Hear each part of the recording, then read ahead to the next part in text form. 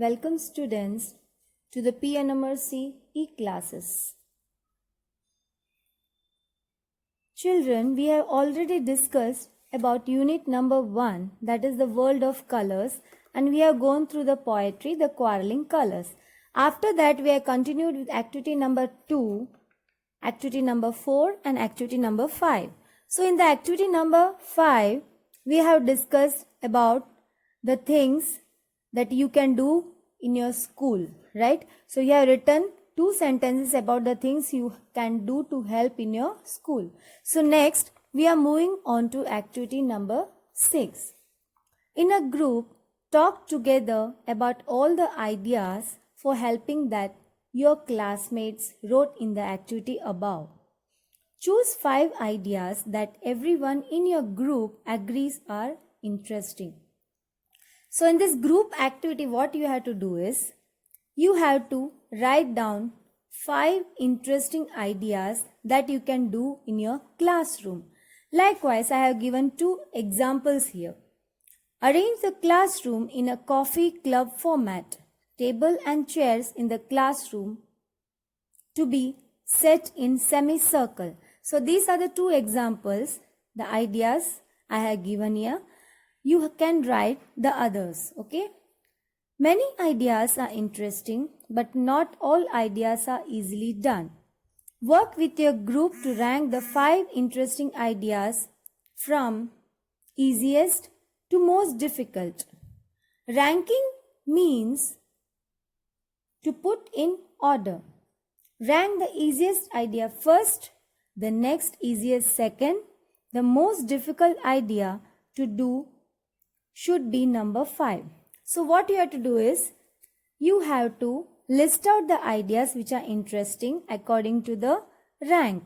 What is meaning of ranking? Ranking means to put in order. You have to rank these ideas, list out these ideas in a proper order. So first you have to do is, the easiest idea you have to write in the first, the second easiest you should write in the second, and the most difficult one, it should be written in number 5. See children, a table is given here. In that you have to write those ideas. My group ranks these 5 interesting ideas by how easy they are to do, like this. How could your group work together to actually do the easiest idea for helping? Understood children? Next, activity number 8. It is very easy to name the colors in the poem, paints, but some other colors are not so easy to name. For example, the makers of Crayola crayons use many shades of brown. So in this activity, we are going to learn about a variety of colors which are given in the poem Paints. So in this poem, variety of colors related to brown shades are described here. So see, for example, the makers of Crayola crayons. See, Crayola is a brand name for the crayons which makes crayons, and that are the shades of brown. Look at some of the names for their brown crayons. So these are the list of brown crayons: chocolate, dirt, beaver, copper, chestnut, raw umber and burnt umber. All of these names are things that have the brown color of the crayon. Next, see, a beaver is a brown animal that lives near water and is also known for building dams from trees that it cuts down with its teeth. So who is a beaver? Beaver is an animal and that lives near the water, and it uses its teeth to cut down the trees. You can see a picture given here, a tree being cut down by beavers. Understood? Umber is a kind of clay. How do you think raw umber and burnt umber might be different? So umber is a kind of clay. So what is a raw umber and burnt umber? Raw umber is also dark in color, but it looks a little bit greener in comparison. But burnt umber is a dark brown color. So both are opaque and light fast. Some color names are not things. How do you think razzle dazzle rose, purple pizzas, and screamin' green were named? So these colors which are given, that is razzle dazzle rose, purple pizzas, and screamin' green, that are associated with different albums wherein such colors were outstanding. So children, next we are moving on to activity number 10. And in this activity, you are going to learn about idioms. Okay?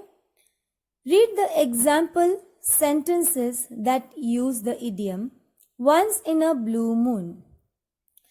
So what is an idiom?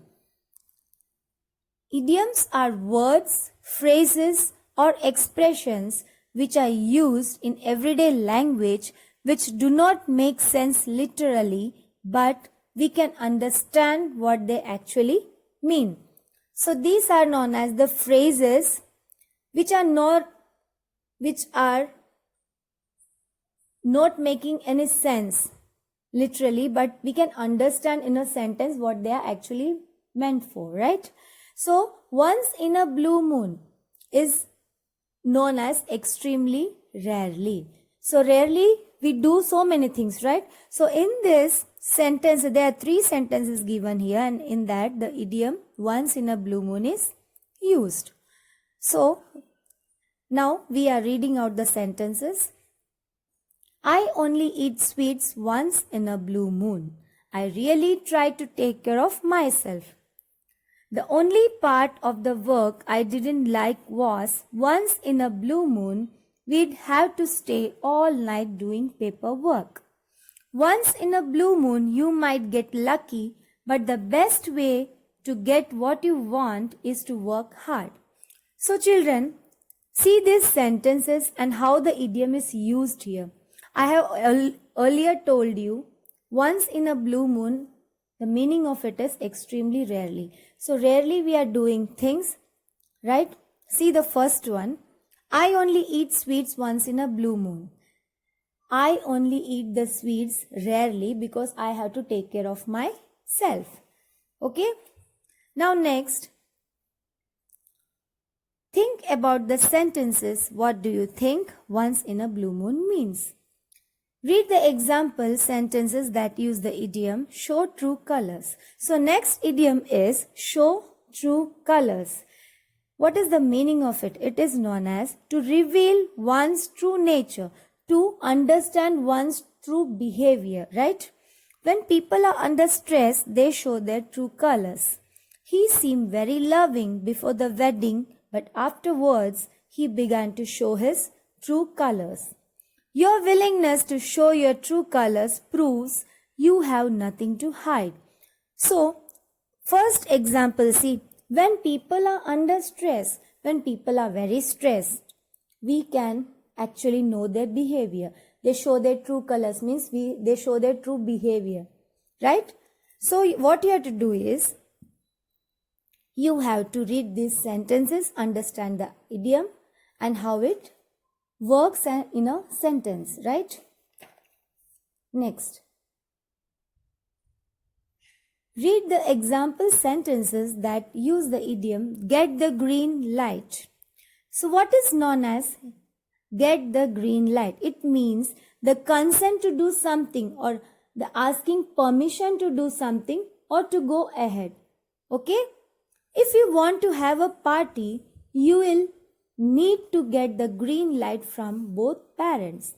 We have the green light now, so we can go build the stadium. I am happy to say we have got the green light to go ahead with the sale. See the first one, if you want to have a party, if you want to go to a party, what do you do first? We are asking permission from the parents, right? So the word it is given, the idiom it is given, get the green light means to asking permission to go ahead. Okay children, what you have to do is, you have to read out the 3 idioms here, understand the sentences, how it works. Okay? Thank you children, stay safe.